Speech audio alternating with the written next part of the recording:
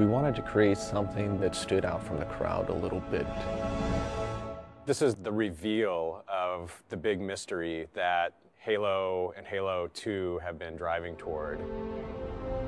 Where are we? Who is this? What's happening? The Covenant have uncovered something that is immense. It's this gigantic Forerunner structure that just looks huge. Now that he's looking out over this massive thing, the player's gonna say, what is that?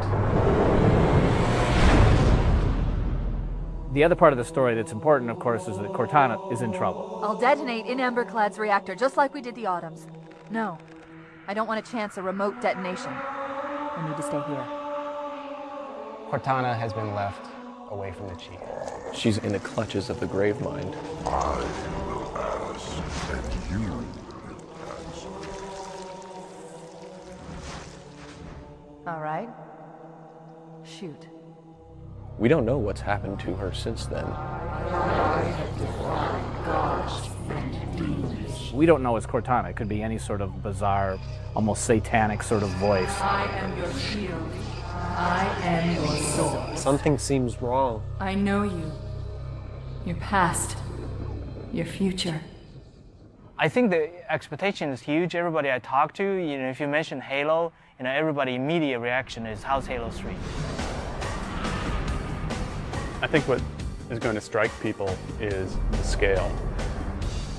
That's real stuff way out there. I mean, we pushed it as far as we possibly could push it. We always wanted to have that epic feel, but due to the limitation of technology, it always fell short.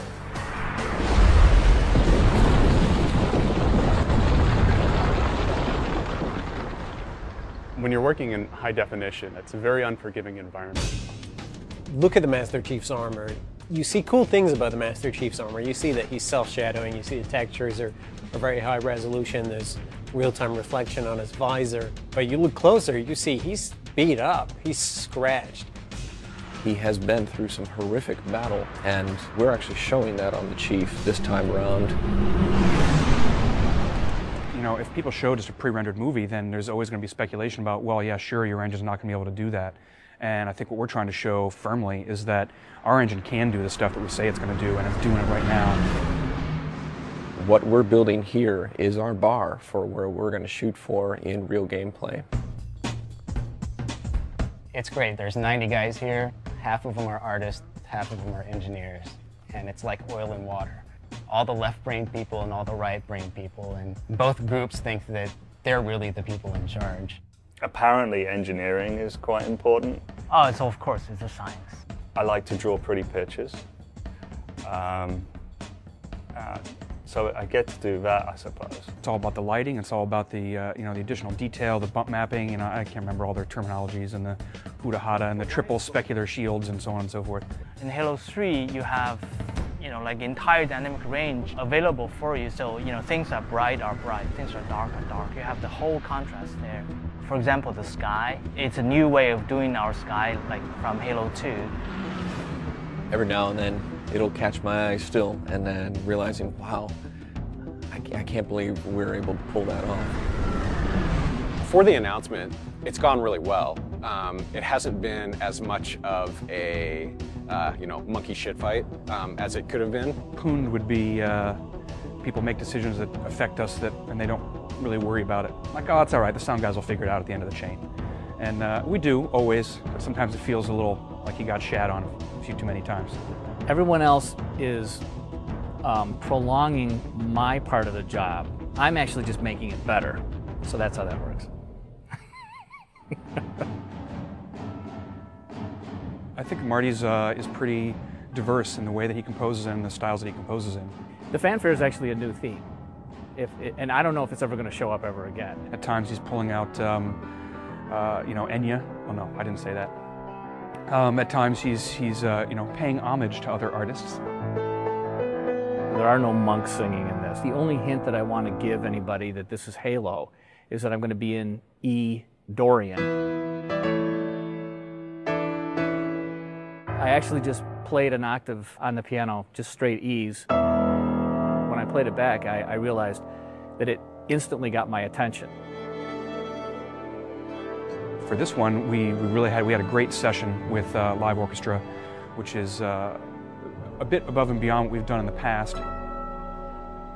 Master Chief is coming out of a desert, blowing heat, wind, completely obscured. So I wanted it to sound almost ethereal, just to bring some tension in and then have it open up slowly. The music and the sound is all about the drama. I'm just trying to absolutely score the drama of this moment. I mean, I think in the end, you're absolutely going to be able to play exactly what you're watching in this trailer.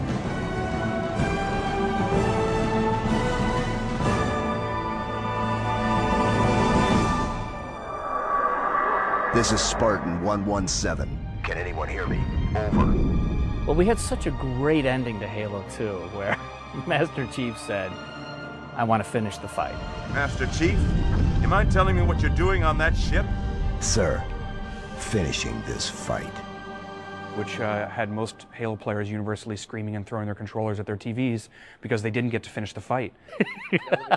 Well, I didn't say anybody threw their controller. They might have dropped it in amazement. You won't just finish one fight, you'll finish all of the fights that you started in Halo 1. I think we're trying to raise an awful lot of questions about what on earth is going to go on in this game. No pun intended. We want this to be the Return of the King. We want this to be the final chapter in an epic trilogy. It's coming, and part of it's already here. It's going to be cool. This is the game, this is the engine, this is what Halo 3 is going to look like.